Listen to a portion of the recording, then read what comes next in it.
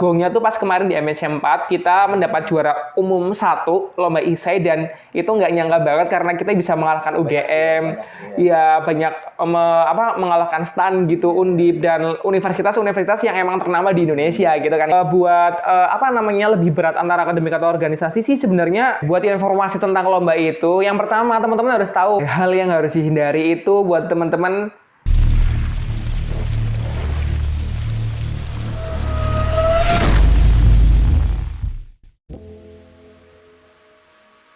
Pada kesempatan kali ini kita memiliki narasumber yang tidak kalah hebatnya seperti episode sebelumnya. Mungkin dari kami akan menjelaskan tentang narasumber yang akan kami wawancara itu, yaitu beliau merupakan mahasiswa berprestasi pada tahun sebelumnya, yaitu tahun 2023 ya. Beliau mewakili FAPET atau Fakultas Peternakan di ajang pemilihan mahasiswa berprestasi di tingkat universitas. Oke, tanpa kita berlama-lama, mari saja kita bongkar atau ulik ilmu-ilmu yang beliau miliki, bagaimana sih caranya menjadi mahasiswa yang berprestasi. Oke, tadi kita belum kenalan nih ya Mas Ali ya. Kan kalau kata pepatah tak kenal maka kata sayang gitu ya. Oke teman-teman, halo, kenalin aku Irfan Yuda Pratama, biasa dipanggil Irfan. Aku merupakan mahasiswa dari Fakultas Peternakan Universitas Jenderal Sudirman, semester 7 ya teman-teman ya, di mana semester 7 ini sedang disibukkan dengan yang namanya seminar proposal penelitian, kemudian skripsi, dan tugas akhir istilahnya. Karena di semester 7 ini bukan capek fisik Mas Ali, tetapi capek pikiran gitu ya. Kayak untuk asal aku, kebetulan aku warga lokal, di mana aku bertempat tinggal di Kalibagor, Banyumas. Tepatnya itu di pabrik gula Kalibagor.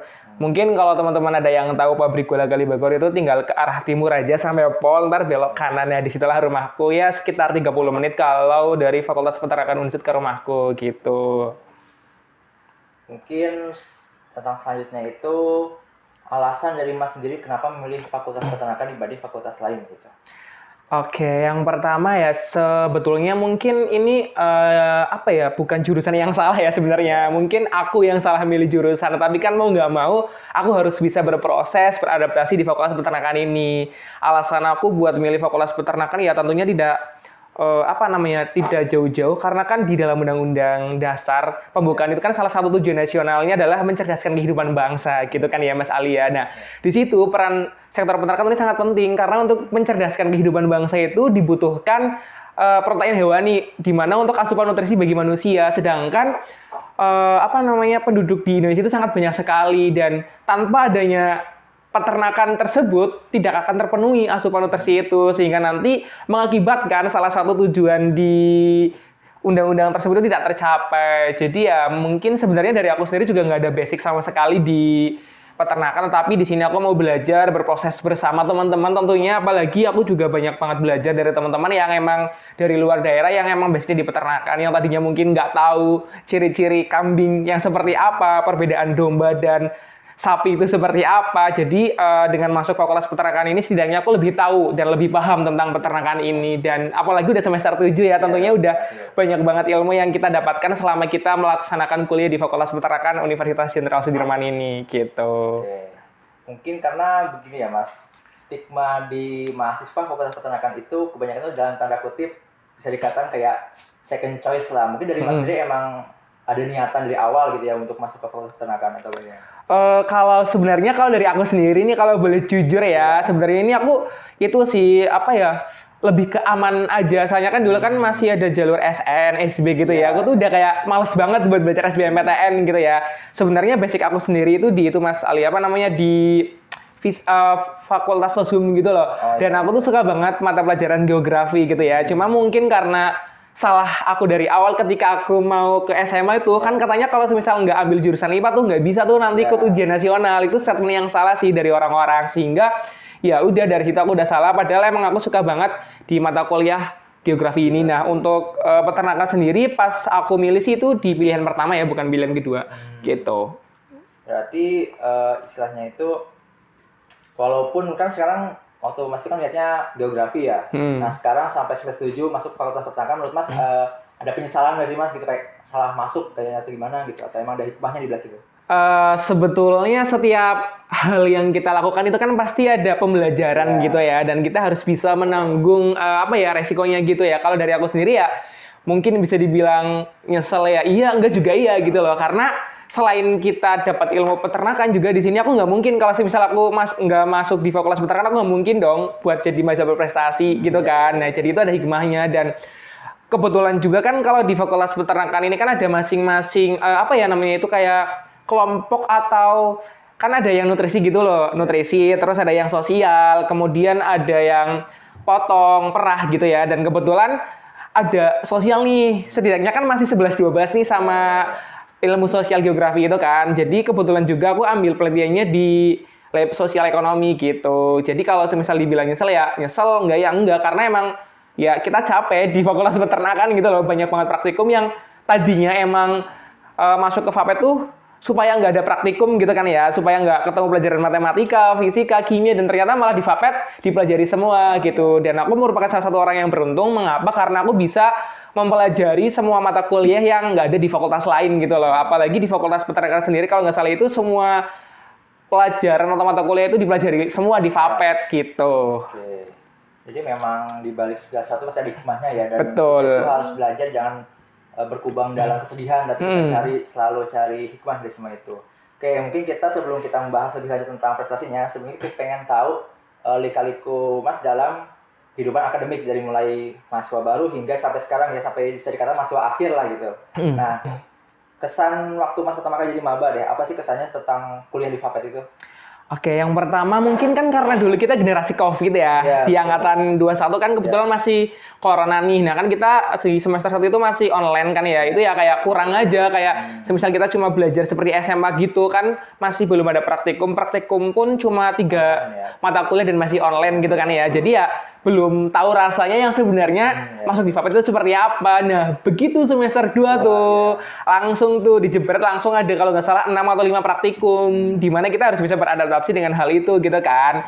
Kesannya ya yang pertama agak kaget sih pas dari peralihan antara semester 1 sampai semester 2 gitu ya. Apalagi mendengar cerita cutting-cutting yang sekiranya ngejudge kita nanti di semesternya itu bakal capek banget loh, bakal banyak banget praktikum dan lain sebagainya gitu kan ya. Tapi ya kembali lagi ke diri kita, gimana kita beradaptasi dan berproses. Namanya mahasiswa kan belajar gitu kan ya. Jadi ya mau nggak mau harus dijalani dong, karena kan itu udah menjadi tanggung jawab kita, sudah menjadi komitmen kita buat milih di Fakultas Peternakan Unsud. Dan hingga akhirnya aku bisa bertahan sampai di semester 7 ini gitu loh. Berarti kan sebenarnya di dunia ini tuh tidak ada yang tidak mungkin gitu ya. Walaupun emang kita setiap melakukan segala sesuatunya itu emang kadang ngeluh, kadang menyerah dan lain sebagainya, tapi di balik itu semua ada suatu dorongan yang membuat kita bisa bertahan sampai di detik sekarang ini gitu, Mas Ali. Oke, jadi mungkin tadi kan dari awal tuh ada kaget ya Mas ya. Nah, tentang praktikumnya terus segala macamnya itu banyak sekali rintangan-rintangannya. Nah, dari Mas sendiri kan kebetulan Mas itu kan aktif berorganisasi ya. Dan hingga sekarang juga beliau itu menjabat sebagai istilahnya ketua UKM atau jenderalnya HMPS gitu. Nah, jadi mulai praktikumnya udah banyak, tapi Mas masih mampu tidak hanya terbatas pada akademik, tapi bisa ke organisasi semuanya segala macam lah.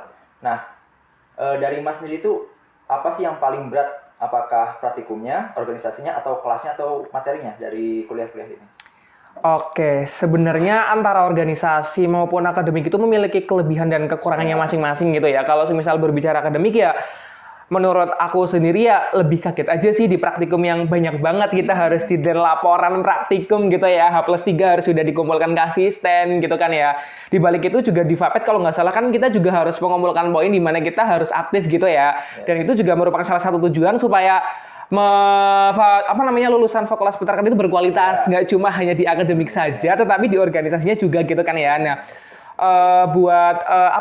lebih berat antara akademik atau organisasi sih sebenarnya aku berusaha semaksimal mungkin buat ngebagi antara akademik sama organisasi gitu. Jadi aku itu bikin itu Mas, skala prioritas gitu loh. Aku bikin list-listan jadwal yang sekiranya waktu aku buat belajar, waktu aku buat praktikum, waktu aku buat organisasi dan lain sebagainya. Karena banyak banget benefit yang kita dapatkan ketika kita join organisasi gitu loh. Aku nggak mungkin bertahan bakal join terus organisasi ataupun kepanitiaan karena emang benefitnya tuh banyak banget. Kalau misalnya benefitnya sedikit, aku nggak mungkin bisa bertahan sampai sekarang ini gitu kan ya. Nah, buat di organisasi justru aku lebih seneng karena kita bisa bertemu dengan orang-orang yang luar biasa hebat, kita bisa bertukar pikiran satu sama lain, kita bisa ngeluh bareng gitu kan ya. Dan kita juga harus bisa menyeimbangkan antara organisasi dan akademik gitu. Kalau semisal terkait organisasi apa namanya, terkait mata kuliah ya sebenarnya menurut aku ya masih umum gitu loh, masih kayak ya namanya belajar pasti kan berproses gitu kan ya. Jadi ya entah itu materinya sulit, materinya mudah dipahami atau enggak, itu tergantung dari diri kita gitu. Yang penting dari diri kita itu ada niatan buat belajar materi yang disampaikan sama dosen ketika kuliah gitu. Dan kalau misal nantinya kita emang sudah memahami, sudah mendengarkan apa yang disampaikan sama dosen, pasti nantinya kita bakal paham gitu. Jadi kita harus bisa berusaha menyeimbangkan antara dunia akademik sama organisasi gitu, Mas Ad. Karena memang kalau kita hanya fokus pada salah satu misalkan akademik, terus ini nggak bisa mengeluarkan potensi kita gitu ya sebagai mahasiswa itu ya. Bagaimana sih untuk menjadi potensi-potensi yang ada terkubur tuh nggak bisa naik ke atas gitu ya. Iya, betul. Oke, tadi kan kita udah mengenal lebih lanjut ya atau cerita dari Mas Irfan langsung bagaimana perjalanan beliau itu dari maba lalu sampai hingga menjadi masuk prestasi, sekaligus di bidang organisasi juga beliau itu menjabat sebagai ketua UKM atau Jenderal HMPS atau Himpunan Mahasiswa Peternakan S1 ya. Iya, betul. Nah, oke, kita lanjut ke mengulik lebih mendalam tentang prestasinya karena beliau itu kan menjadi Mapres ya. Nah, aku mau nanya bagaimana sih dari Mas sendiri itu cerita awal berprestasi itu prestasinya mungkin bisa diceritakan prestasi awalnya apa aja, terus lomba-lombanya apa aja, terus kejuaranya apa aja sehingga bisa dipilih dari fakultas atau bahkan bisa bersaing langsung di tingkat universitas. Oke, sebelumnya ini juga FYI ya teman-teman ya. Aku bisa sampai sekarang itu tuh pertama itu karena emang aku diajak sama temen gitu ya. Diajak sama temen itu pas semester 3 kalau nggak salah itu diajak lomba buat isai. Tadinya tuh aku masih awam banget nih tentang isai itu apa dan lain sebagainya. Cuma karena emang teman aku ngajak buat ikut lomba, ya udah aku gas aja gitu kan ya. Nah, di situ tuh cuma modal gas aja dan ternyata ketika kita sedang pengumuman buat finalis dan kebetulan waktu itu ada event dari MEC tuh yang nyelenggaranya Nusantara Muda sama Universitas Nahdlatul Ulama gitu kan ya. Itu pertama kalinya di Lombok dan kita lolos gitu kan ya. Dan akhirnya ya udah kita berangkat ke Lombok dan itu pertama kali banget aku buat naik kereta, buat naik pesawat gratis lagi Mas Ali. Karena dari kampus itu dibiayai gitu 100% gitu. Itu pertama kali banget aku buat mengikuti lomba isai. Nah, selain isai juga ada bidang yang sekiranya emang sesuai sama basic aku, sesuai sama potensi aku itu ada di cipta sama baca puisi gitu. Ketika aku pas lomba cipta baca puisi itu emang dari awal ketika aku sekolah menengah pertama bahkan SD aku udah menyukai hal itu. Nah, itu merupakan salah satu hobi aku dan aku juga udah ada salah satu puisi aku tuh yang tertulis di dalam sebuah buku kenangan memori gitu.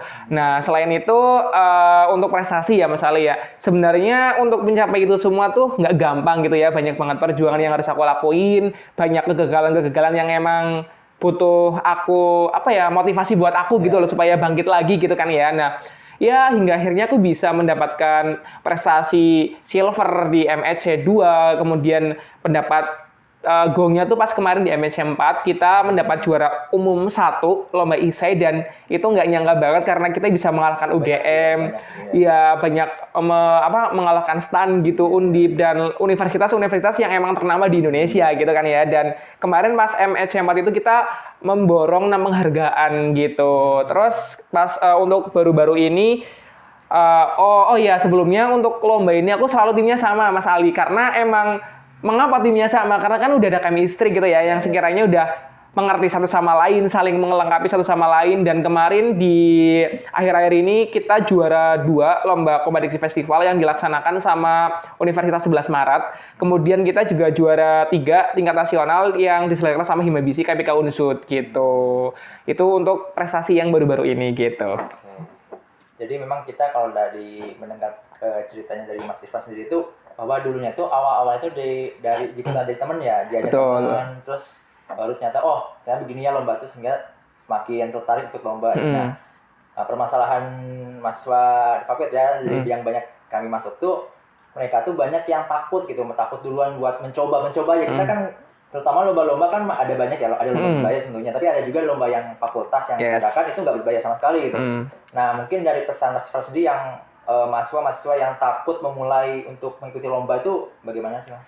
Oke, buat teman-teman, dulunya aku juga takut, aduh aku takut gagal dan lain sebagainya, tapi aku anggap itu ya udah gitu. Ketika statement kita takut untuk mencoba, mau sampai kapan kita tahu potensi yang ada di dalam diri kita, mau sampai kapan kita tahu seberapa bisa sih kita untuk membuat isai kalau misalnya di bidang isai. Jadi buat teman-teman yang masih takut buat mengikuti lomba, ya teman-teman harus percaya dong, percaya sama diri teman-teman sendiri. Teman-teman harus tahu potensi diri teman-teman sendiri dan teman-teman bisa nih tunjukkan kemampuan teman-teman kepada orang lain gitu loh. Teman-teman jangan takut. Intinya buang rasa takut itu jauh-jauh karena anggap rasa takut itu sebagai peluang kita untuk mengikuti peluang tersebut gitu, untuk mengikuti lomba tersebut. Karena kalau misal kita tidak mau mencoba, kita masih takut mencoba, kita nggak bakal tahu gimana hasilnya nanti gitu kan. Ibaratnya kalau semisal kita nggak mendaftar gitu kan, kita nggak bakal tahu nanti hasil akhirnya seperti apa. Setidaknya dari kita udah mencoba mendaftar, dan nantinya ketika teman-teman gagal, jangan jadikan suatu kegagalan itu sebagai langkah penghenti teman-teman untuk terus melangkah, tapi itu jadikan sebagai proses pembelajaran buat teman-teman semua. Karena kan waktu nggak dapat didaur ulang ya teman-teman ya. Teman-teman harus bisa tuh meninggalkan sejarah, teman-teman harus bisa belajar dari kesalahan. Karena kan yang benar itu kan kita belajar dari kesalahan yang udah kita perbuat, dan kita jadikan hal itu sebagai pembelajaran gitu. Jadi buat teman-teman ya, teman-teman harus percaya diri aja sih gitu, jangan coba takut, harus memberikan semangat dan motivasi ke diri sendiri terlebih dahulu gitu. Bahwasanya aku bisa, aku harus bisa untuk mencoba hal itu. Orang lain bisa, kenapa kita tidak? Nah, teman-teman kadang berpikiran pasti orang lain bisa, aku nggak mungkin bisa dong gitu. Tapi itu jangan teman-teman. Orang lain bisa, tapi kita harus bisa, karena itu yang tadi aku katakan di awal, bahwasanya di dunia ini tidak ada yang tidak mungkin gitu. Kalau semisal tiba-tiba aku berhenti melangkah, aku nggak mungkin dong bisa sampai bertahan seperti sejauh ini dengan berbagai prestasi yang udah aku raih, walaupun emang sebelumnya banyak banget kegagalan. Nah, perlu teman-teman tahu bahwasanya teman-teman juga harus belajar dari kegagalan teman-teman. Untuk mencapai sebuah kesuksesan itu nggak cuma sekedar instan langsung naik sukses itu, tapi butuh proses yang panjang, butuh kegagalan-kegagalan yang harus dilalui. Siapa tahu nih dari kegagalan-kegagalan itu merupakan awal dari teman-teman untuk menjadi orang yang sukses. Gitu sih Mas Ali. Biasanya jadi dari pesan-pesan dari masing-masing itu kita tuh nggak boleh istilahnya takut mencoba, karena kalau nggak mencoba tuh kita nggak tahu hasilnya kayak gimana. Nah, gitu betul. Oke Mas, jadi gini, kan Mas tuh kan banyak ikut lomba tuh ya. Nah, banyak mahasiswa FAPE tuh kebingungan buat nyari informasi lomba atau bagaimana sih kita memulai lomba apa tuh yang cocok buat kita. Nah, dari Mas sendiri gimana sih caranya atau tips and trick supaya kita tuh tahu lomba apa yang cocok buat kita, dan informasi tentang lomba itu kayak gimana cara dapetinnya?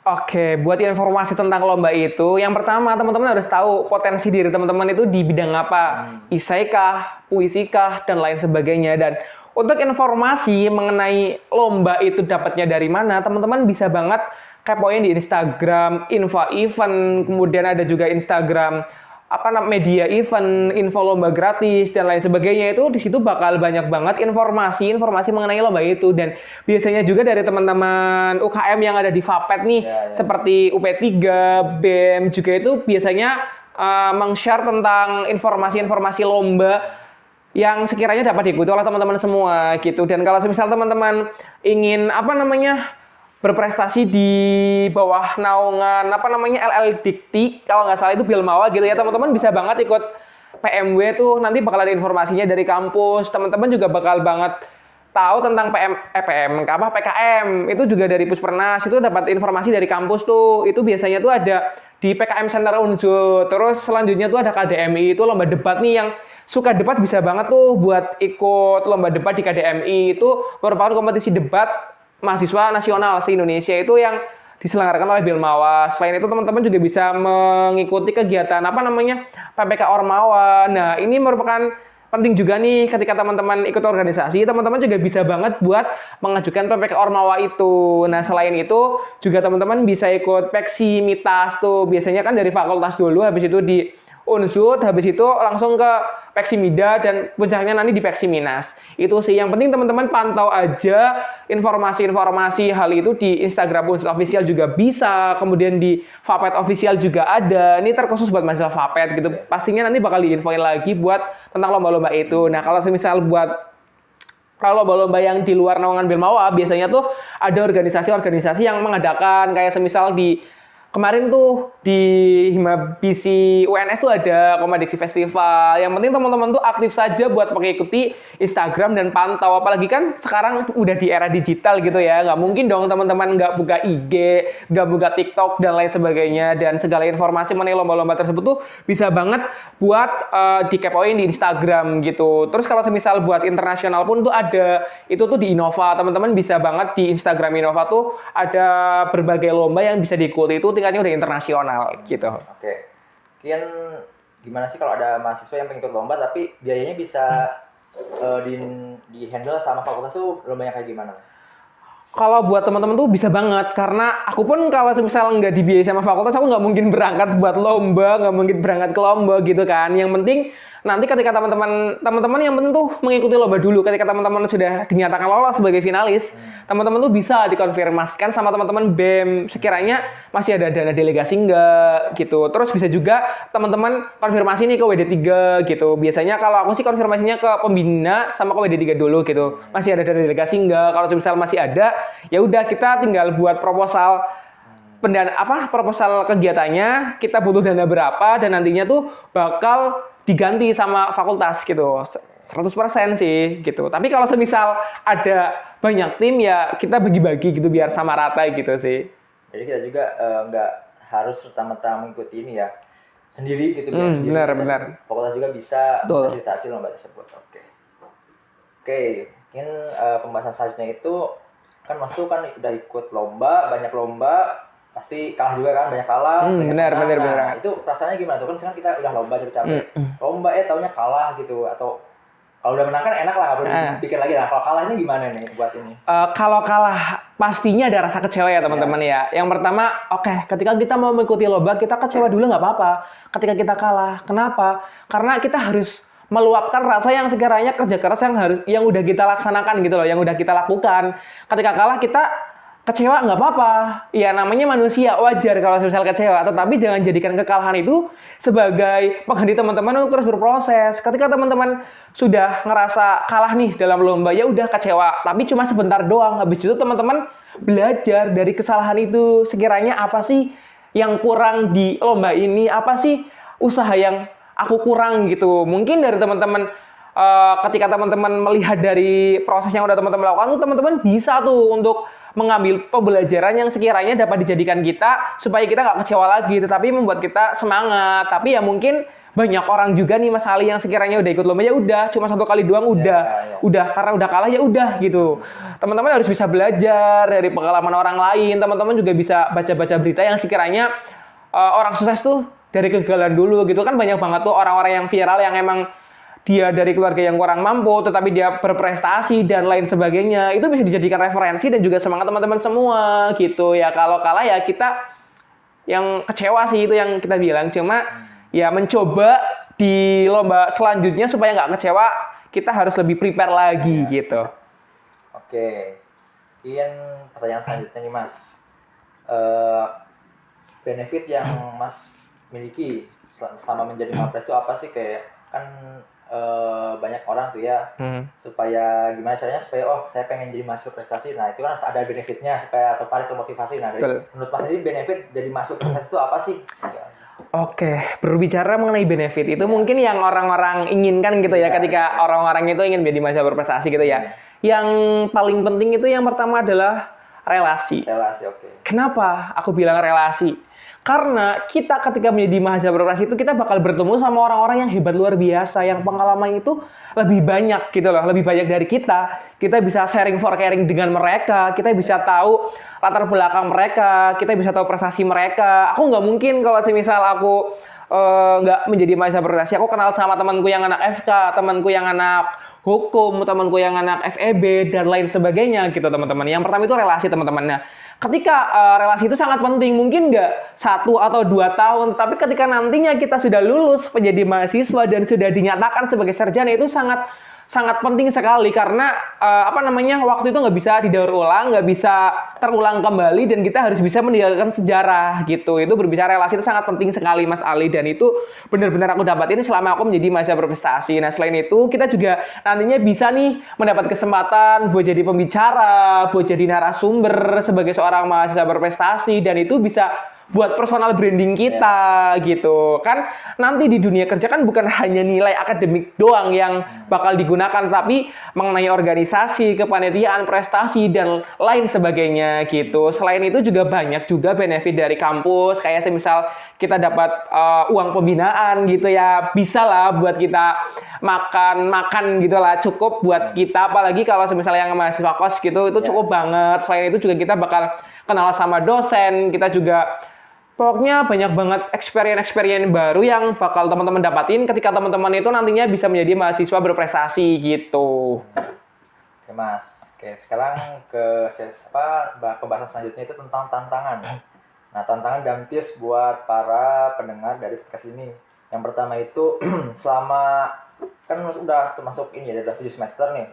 Udah 7 semester, udah ikut banyak lomba segala macam. Nah menurut Mas sendiri yang tantangan terbesar selama kuliah di FAP itu apa sih? Apakah FAP, dan mungkin bisa dibagi kayak FAP dari bidang akademiknya, yang lombanya sama organisasinya. Oke, kalau semisal di akademik nih, tantangannya yang pertama tuh kita malas buat belajar gitu. Kita di Fakultas Peternakan mungkin ya nggak tahu kalau teman-teman gue ya. Jujur nih kalau misal aku buat belajar itu sebenarnya aku cuma belajar ketika mau responsi sama ujian doang gitu. Kalau sehari-harinya tuh enggak. Karena kalau misal kita bakal berkecimpung di dunia belajar setiap hari, aku nggak bakal bisa ikut organisasi, ngebagi waktu, kemudian ikut lomba-lomba dan lain sebagainya gitu kan ya. Nah, yang pertama ya tantangannya itu sih, kalau buat belajar kadang ada materi yang sekiranya emang sulit dipahami buat kita gitu. Apalagi kalau boleh jujur nih, kalau menurut aku sendiri ya, mata kuliah yang emang menurut aku susah tuh di pemuliaan gitu. Apalagi Mas Ali ini asisten pemuliaan loh teman-teman. Gitu, itu menurut aku susah sih Mas Ali, karena aku tuh susah banget memahami, kita harus apa sih namanya itu seleksi ternak dan lain sebagainya. Tapi ya aku mencoba buat belajar hal itu, buat belajar ke teman-teman gitu. Kalau di dunia akademik itu tantangannya itu kita kadang ada materi yang emang susah. Kemudian kalau di organisasi itu bakal bentrok sama waktu teman-teman. Tantangannya itu waktu, karena nanti banyak banget juga segala sesuatu ataupun kegiatan yang bakal bentrok sama jadwal kita, kayak praktikum, kemudian kepanitiaan, kemudian ada ujian dan lain sebagainya gitu. Kalau buat tantangan aku nih selama kuliah ya itu sih paling lebih ke kayak statement orang-orang yang emang merendahkan kita gitu ya. Kayak misal, lah kamu nggak mungkin bisa untuk kuliah, kamu nggak mungkin bisa untuk berprestasi, kamu tuh anak dari orang nggak punya, ngapain buat kuliah, nggak penting juga, ujung-ujungnya nanti bakal kerja kuli gitu ya. Itu yang tantangan terbesar aku sih selama aku kuliah, tetapi aku nggak menjadikan hal itu sebagai penghambat aku untuk terus berproses, tapi justru itu aku jadikan sebagai opportunity aku untuk bisa berprestasi dan membuktikan ke mereka bahwasanya tuh bisa loh, orang kampung bisa berprestasi loh. Karena aku yakin teman-teman pun di sini tuh sebenarnya memiliki potensi yang besar, potensi yang emang sekiranya belum teman-teman upgrade aja, belum teman-teman asah aja gitu. Ya karena rasa takut itu gitu, Mas Ali. Oke, jadi emang kita tuh jangan itu ya, rasa takut atau rasa omongan orang itu jangan didengar, tapi jadi motivasi gitu. Benar banget. Gitu. Nah, tadi kan organisasi itu tentang waktu ya Mas, ya. Apalagi gini ya, tadi kan Mas itu ikut lomba, ikut organisasi, terus ikut itu kan waktunya gimana tuh cara membagi waktu supaya semua tuh kebagi secara tuh gimana? Kalau aku membagi waktu itu tadi yang udah aku bilang di awal, aku bikin skala prioritas. Kiranya aku bikin jadwal nih, di hari ini aku ada rapat, terus ada praktikum, kemudian di hari itu juga aku harus ada kumpul sama teman-teman tim buat ikut lomba gitu kan ya. Karena ketika kita nggak bisa membagi waktu, nggak menulis sekiranya jadwal yang akan kita lakukan, kita bakal tabrakan dan itu bakal terbuang sia-sia sih menurut aku. Dan kuncinya satu apa teman-teman? Komunikasi. Yang penting teman-teman tuh komunikasi, karena itu sangat penting banget ketika teman-teman nantinya mungkin mau bentrok sama praktikum, bentrok sama rapat, yang penting temen-temen komunikasi sama misal ketuanya, misal sama asistennya, misal sama teman-teman yang lain. Sekiranya aku ada rapat jam segini, ntar kita undur ya, pending gitu kan. Kalau misal teman-teman diam, nggak ngomong apa-apa ya, mana tahu gitu kan ya. Itu sih yang aku terapin di diri aku tuh, komunikasi itu yang paling penting banget. Karena setiap aku ada jadwal ataupun itu yang emang bertabrakan dan di hari yang sama, aku selalu komunikasi sama orang-orang gitu buat ngepastiin bahwasanya aku bisa di jam segini, aku nanti mundur ya di jam segini gitu. Oke, masih ngebahas tentang bagian waktu ya. Jadi kan Masnya bilang membuat skala prioritas. Nah, itu buat jadwalnya itu misalkan satu minggu, untuk satu minggu setiap minggu dibuat baru atau gimana? Per berapa hari gitu?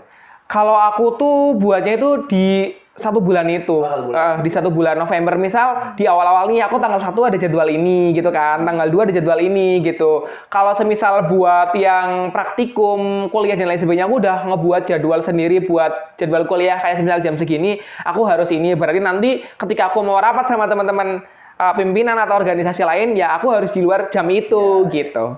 Berarti emang harus yang fixnya misalkan tadi kuliah sama praktikum ya. Jadi kita harus ngatur waktu di mana selain itu, dan kita harus jago-jago lah buat ngatur slot yang kosong gitu ya. Betul, Oke. betul banget. Oke, selanjutnya itu tentang kesan Mas sendiri nih. Ini udah penghujung ya, penghujung kesan Mas Aduh, sendiri.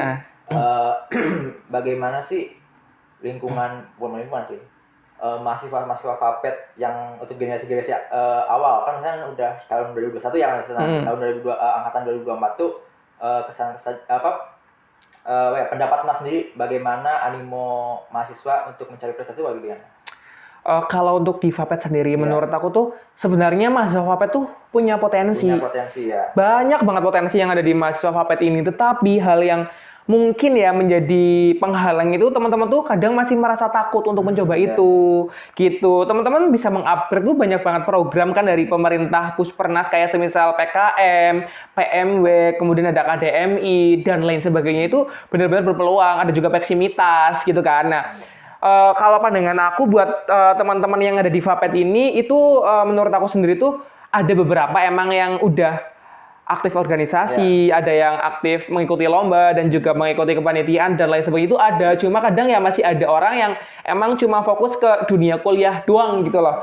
Ya bisa dibilang mungkin mahasiswa kupu-kupu gitu ya, kuliah pulang gitu. Tapi itu cuma sebagian sih, karena kan emang di Vapet sendiri kan emang diprioritaskan buat mengumpulkan 100 poin gitu ya. Jadi dengan adanya hal itu tuh jadi ada semangat nih buat teman-teman untuk terus berproses, teman-teman untuk mengikuti berbagai kegiatan baik itu di luar kampus maupun di dalam kampus. Nah, kalau buat kesan di angkatan 21 sih itu karena kita COVID gitu ya. Jadi kita nggak merasakan yang namanya ospek gitu loh. PKKMB aja online gitu kan pas itu kan.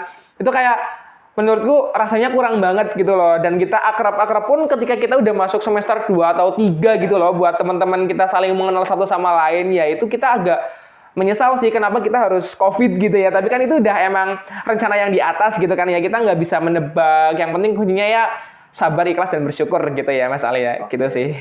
Jadi itu pesan dari Mas Irfan kepada para generasi angkatan awal yang masih semester 1, semester 24 ya. Oke, jadi. Nah, selain itu mungkin dari Mas sendiri tuh gimana ya? Kan angkatan 24 tuh atau angkatan yang awal 24, 24, 23 ya. Kok masih awal-awal tuh. Nah, kira-kira ada kata terlambat nggak sih supaya kita meraih prestasi gitu? Enggak ada kata terlambat sama sekali. Ketika teman-teman ingin memulai, laksanakanlah. Teman-teman harus mulai dari hal yang paling kecil, harus mulai saat itu juga dan harus mulai sekarang gitu. Teman-teman harus mulai dari diri sendiri dulu. Belum ada kata terlambat teman-teman untuk berprestasi, teman-teman. Itu tergantung dari teman-teman sendiri. Teman-teman tuh harus bisa membuat wishlist, harapan yang sekiranya bakal teman-teman gapai selama teman-teman itu menjadi mahasiswa gitu. Dulu ketika aku masih mahasiswa tuh aku udah ngelis tuh sekiranya apa sih yang bakal aku gapai selama aku menjadi mahasiswa, dan salah satunya itu aku menjadi mahasiswa berprestasi, dan ternyata terbukti di tahun 2023 dan 2024. Dan ya kita harus menulis, karena kan ada pepatah yang mengatakan kalau nggak salah, ketika kita akan menggapai sesuatu atau menginginkan hal yang kita inginkan tuh tulis, karena nantinya tuh bakal teringat terus gitu loh kalau misalnya kita udah tulis, dan itu bisa menjadi opportunity kita untuk bisa menggapai hal itu ketika kita sudah menulis. Nah, buat teman-teman yang mungkin sekarang angkatan 24 nih yang masih baru tuh nggak ada kata terlambat buat teman-teman untuk berproses. Teman-teman yang ada tuh teman-teman tuh takut aja untuk mencoba, dan teman-teman tuh takut untuk menjadi orang hebat, karena di sini tuh nggak ada orang yang ibaratnya terlambat jauh dan lain sebagainya, itu nggak ada teman-teman. Itu tergantung dari diri teman-teman sendiri, karena siapapun bisa menjadi apapun teman-teman gitu. Oke, hal apa sih yang harus dihindari, terutama untuk ini kan sangat bermanfaat ya bagi generasi angkatan yang masih awal 24, 23 gitu dan 22. Hal yang harus dihindari selama kuliah di Vapet ini. Oke, hal yang harus dihindari itu buat teman-teman jangan malas mengerjakan tugas kuliah dan jangan menunda deadline. Itu yang harus dihindari. Kenapa? Ketika teman-teman sudah menunda satu tugas, nanti pasti bakal kebiasaan dan itu bakal memberikan efek negatif buat teman-teman semua.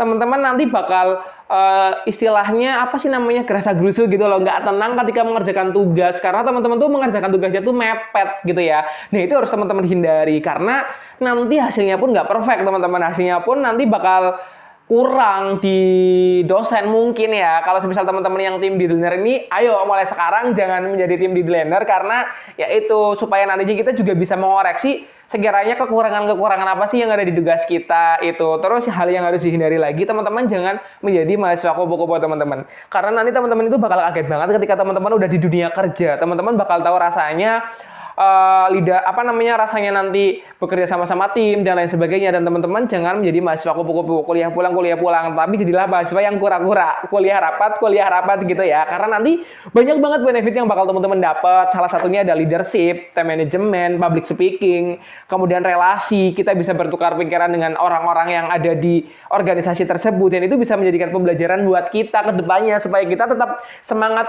buat kuliah gitu sih Mas Ali sih. Oke. Nah, mungkin yang terakhir nih, mungkin pesan dari Mas Ilfar kepada para penonton ini, mahasiswa peternakan, pesannya bagaimana?